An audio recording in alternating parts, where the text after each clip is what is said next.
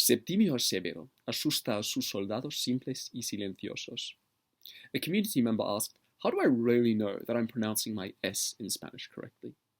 Well, how you pronounce your voiceless alveolar fricative, what we call S, in Spanish, will depend on the kind of Spanish dialect that you want to speak.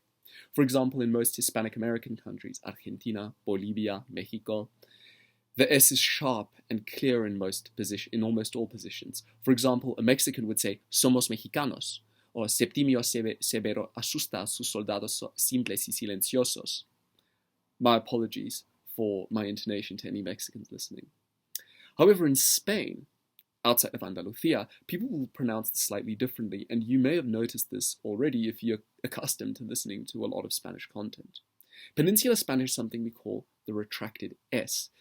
Kind of say S normally, but lift up your tongue towards the end. Soldados will become soldados. There's something particularly interesting about this.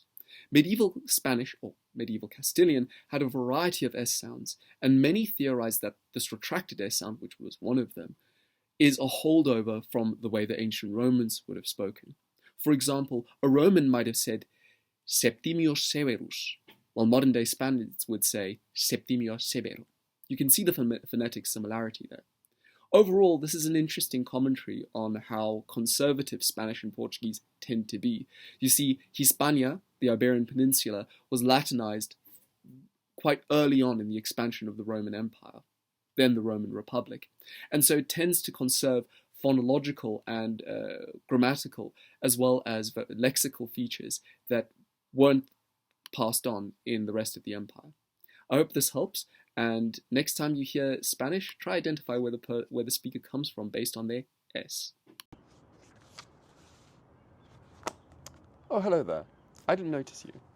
But I do have a question. Are you attractive and intelligent? You likely are because you're watching a video from the Language Learners Club. You might also be interested in Hispanic literature because you're watching a video from the Language Learners Club. Well, the Language Learners are covering all great works in the history of Hispanic literature from the Middle Ages through the Siglo de Oro all the way until 20th century magical realism. Right now we're working through Miguel de Cervantes' Don Quixote de la Mancha chapter by chapter.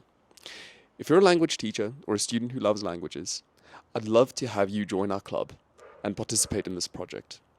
The link you'll find in the description below, and I hope to hear from you more. Adios.